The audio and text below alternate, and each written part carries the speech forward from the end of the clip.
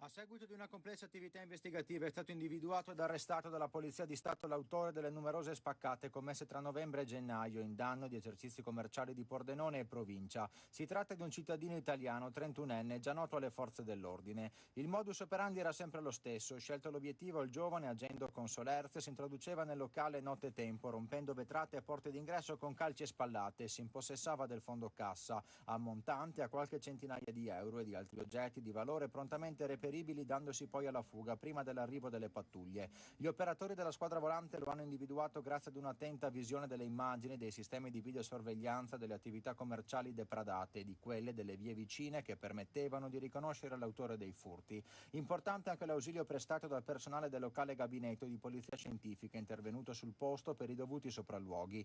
In un'occasione sono state anche rilevate le impronte digitali dell'uomo. Stante la gravità dei fatti, il pubblico ministero ha richiesto al giudice per le indagini preliminari del Tribunale di Pordenone, dottor Rodolfo Piccini, un'ordinanza di custodia cautelare in carcere che è stata eseguita nella tarda serata di ieri da personale della locale questura che ha rintracciato l'arrestato presso la propria abitazione e lo ha portato al carcere di Pordenone. Ben 9 gli episodi contestati tra furti commessi e furti tentati nell'ordinanza di custodia cautelare. In particolare il 31enne è stato individuato quale presunto autore di 3 furti commessi in danno al ristorante Materia Prima nelle giornate del 26, 31 ottobre e 5 novembre, di quello commesso in danno del Rasta Osteria del Mundo lo scorso 2 novembre, del furto in danno al Bar Carmen dello scorso 30 dicembre, del furto commesso lo scorso 2 gennaio ai danni dello Yes Bar. A questi si aggiungono i tentati furti commessi in danno alla sala giochi Perseo lo scorso 21 dicembre, alla gelateria Amore Bio e alla parrucchiere Elisa Perez Arte Capelli, entrambi commessi la notte di Capodanno. Per altri 4 episodi non formalmente contestati nell'ordinanza, l'uomo è stato invece denunciato in stato di libertà e sono ancora in corso ulteriori indagini al fine di attribuire al 31enne ulteriori furti commessi anche fuori provincia con analoghe modalità. E adesso per commentare tra l'altro anche il servizio appena andato in onda abbiamo con noi in studio Raffaele Padrone dell'FSP Polizia che ringraziamo per essere con noi. Buonasera. Grazie a lei, grazie ai telespettatori. Ecco, insomma, un commento, no? Anche un plauso, insomma, bisogna rivolgere alla Polizia di Stato. Ovvio che questo di questa sera è una buona notizia, il plauso veramente a quella manciata di uomini, magari rubiamo il titolo di un film, a quella manciata di uomini che con lavoro capillare e costante sono riusciti a portare a termine anche questa operazione. Purtroppo magari se avessimo avuto un po' più di personale, visto l'attività di indagine che c'è dietro una persona, sì che non, io dico sempre non è un film, no? In un film voi vedete che prendono, sparano, fanno e poi nessuno scrive, nessuno fa, certo. Qua invece hai delle tempistiche che sulla realtà, non puoi andare oltre, anzi le tempistiche con il rapporto con l'attività giudiziaria sono ore, in tot devi garantire questa cosa.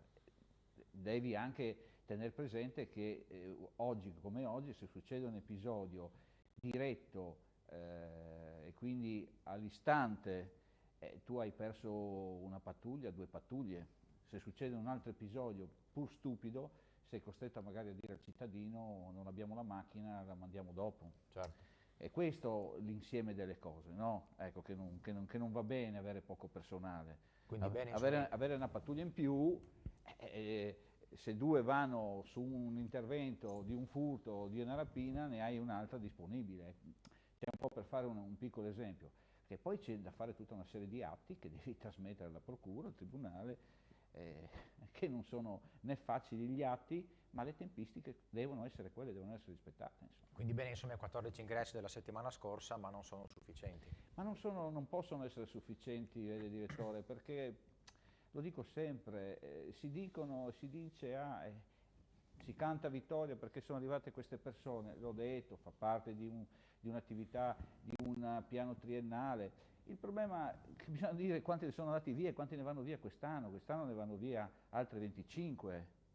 Certo. Avremo un piccolo lasco 25, perché nel 2025, anche se questo è appena iniziato, ma i giorni e le settimane qua passano velocissime, nel 2025 ci saranno delle folle di oltre 30 persone ancora. E quindi, ripeto, non possiamo più arrivare a un pari. Questa è la gravità.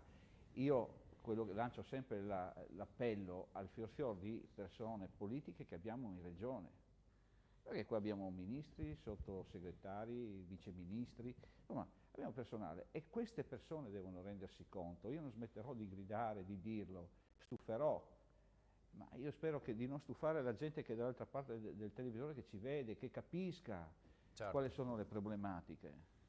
Ecco, spostandoci invece di territorio, andando a Vicenza, le chiederei insomma di riepilogare anche i fatti che sono accaduti nelle scorse ore, anche una sua considerazione, insomma, di fare un po' il quadro. Ma guardi, quello che è successo a Vicenza, col ferimento tra le altre cose di 8 agenti durante l'ordine pubblico, è un ulteriore grave episodio, perché la polizia deve essere sempre lì a risolvere il problema, deve essere lì come cuscinetto e questo non va bene. Allora, il discorso dell'invasione, perché poi, parliamoci chiaro, la linea rossa viene superata, la polizia è costretta a intervenire. Allora, dimostrare in maniera democratica deve essere concesso e non può non essere concesso se no eventuali problematiche che il questore della città impone, alcuni divieti. Magari sposta la manifestazione dall'altra parte, ma il fatto è strumentale e quindi, parliamoci chiaro, la gente che va lì e fa queste cose non sono tutti quelli che erano presenti alla manifestazione. Vicenza ci ha portato 8 ferimenti. Sappiate che 8 ferimenti vuol dire cure di questi colleghi che nessuno paga, e allora quello che abbiamo sempre chiesto, proprio come federazione sindacale, è quella di dire: qui tocca un agente durante la manifestazione di piazza, deve essere tenuto come e considerato come un terrorista, perché quello è, perché è uomo dello Stato. Certo. Ecco, tornando invece nel locale per chiudere, restando sempre chiaramente in tema sicurezza, la Cimpello Sequals sembrerebbe andare avanti, insomma, no, le prese di posizioni per migliorare la sicurezza, l'installazione dell'autovelox, di dissuasori piuttosto che altri strumenti utili, e tuttavia resta sempre il problema del personale che gestirà e controllerà di fatto, no, anche il posto fisico stesso. Ma tocca un tasto dolente di cui io proprio avevo parlato di questo fatto, di quello che era stato proposto dalla Regione. Purtroppo non può essere attuato, ne ho parlato col signor Prefetto e con il dirigente della Polizia Stradale di Pordenone, il dottor Bavaresco, e siamo convenuti, insomma, mi è stato raccontato che ci sono delle problematiche strutturali che impediscono secondo me, ma analizzando la vera risoluzione. Cioè, ripeto, lì gli incidenti nascono per sorpassi azzardati o di distrazione o di velocità, ma tutti i morti sono stati fatti in quella strada o i gravi feriti sono dovuti a sorpassi. Se tu non impedisci alla gente di sorpassare lungo quella strada, tutto il percorso di lungo quella strada, tu gli incidenti non li risolverai mai, assolutamente.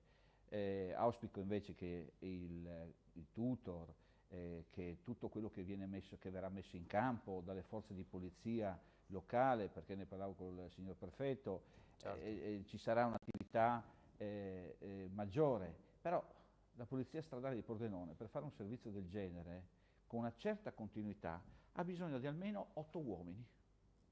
Certo. Di almeno 8 uomini in più, perché non c'è solo quel servizio, c'è un'intera rete autostradale da seguire, c'è una serie di servizi compartimentali che devono essere effettuati, e quindi oltre a quel servizio, se ci mettiamo questo, è vero, la polizia locale parteciperà per ogni comune, ma siamo sempre le solite, guardiamo quanti agenti può avere un comune e certo. Vediamo quante persone possono essere utilizzate per quel servizio. Quindi è un forte deterrente, auspico che ci siano i primi castigati, così forse si capisce, però secondo me non sarà risolutiva. Spero di non doverne parlare, non dico ancora, ma di non dover parlare negativamente di questo percorso di strada, insomma. Seguiremo l'evolvere della situazione. Grazie Raffaele Padrone per essere stato con noi. Grazie. Andiamo avanti con la cronaca.